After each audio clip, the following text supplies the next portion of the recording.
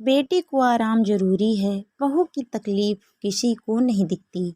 बहू मैं कब से आवाज़ लगा रही हूँ, अब तुझे क्या मेरी आवाज़ सुनाई नहीं देती या जानबूझकर ना सुनने का दिखावा कर रही हो? अगर मेरी बातें तुम्हें इतनी चुभती है तो मुझे पहले ही बोल दिया करो, मैं तुम्हें कुछ नहीं बोला करूँगी। नहीं माँ जी, मैं किचन में रोटियाँ सेक रही थी इसीलिए आने में देरी हो गई। आरती, कल मेरी बहन 2 महीने के लिए अपने घर आराम करने के लिए आ रही है। उसकी तुम्हें अच्छे से देखभाल करनी है। इतना याद रखना कि वह यहाँ आराम करने के लिए आ रही है। वह बार बार आराम पर जोर दे रहा था। आरती ने कुछ नहीं कहा। जल्दी से सबके लंच बॉक्स रख कर सास का खाना टेबल पर रख अपना लंच बॉक्स लेकर चली गई। नीरज से उर्मिला जी ने कहा कि देख, महारानी बिना जवाब दिए कैसे चली जा रही है। मुझे मालूम था, मेरी बेटियों को देखते ही इसका मूड ऑफ हो जाता है। माँ, आप भी जब भी बहनें आती हैं वही तो काम करती हैं, जबरदस्ती उसे कुछ भी कहती रहती हो। आरती का स्कूल यहाँ से बहुत दूर है, उसे 5 मिनट भी देर हुई तो उसकी बस छूट जाती है, इसीलिए भागते हुए बस वह स्टॉप पर पहुँचती है। उस दिन स्कूल में भी उसका दिल नहीं लग रहा था। वह बार बार यही सोच रही थी कि नीरज की बहनें आए दिन आराम करने के लिए मायके आ जाती हैं। उसे उनके काम और स्कूल के काम करते हुए थकान हो जाती थी। घर में उसके बारे में सोचने वाला कोई भी नहीं है।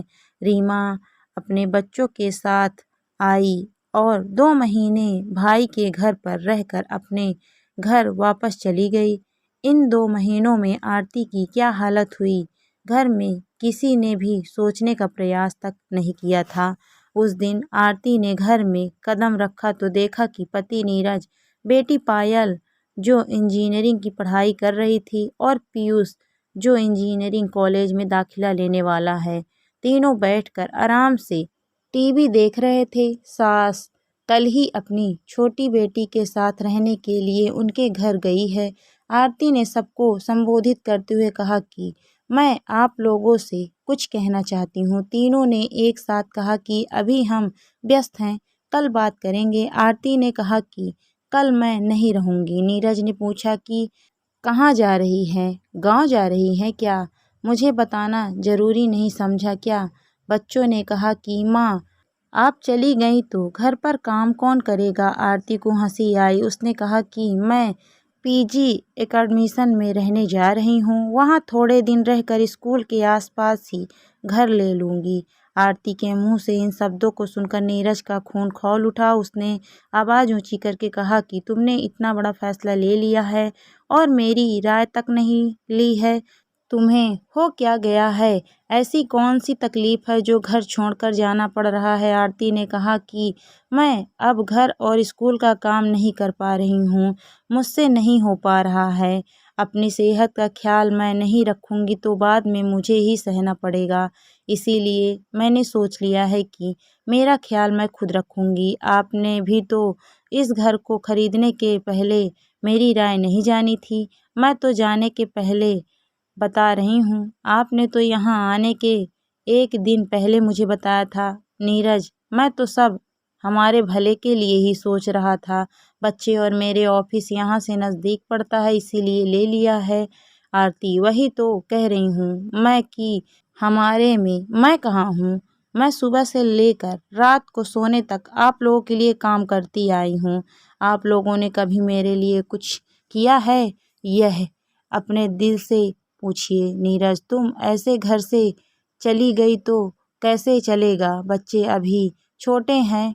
वाह, बच्चे इंजीनियरिंग की पढ़ाई कर रहे हैं, अपने काम खुद कर सकते हैं और आप कहते हैं कि बच्चे छोटे हैं। आप लोगों को अगर मेरे साथ आना है तो आ सकते हैं, परंतु वहाँ मेरे अनुसार रहना पड़ेगा। पायल ने कहा कि आपके अनुसार मतलब?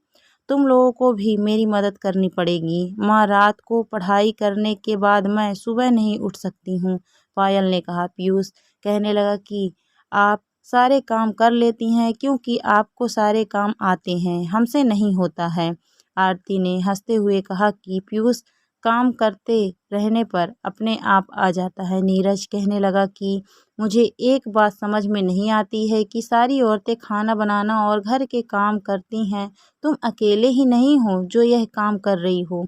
हाँ, अगर तुम काम नहीं कर सकती हो तो एक खाना बनाने वाली बाई को रख लेते हैं ताकि तुम्हें भी आराम मिल जाए।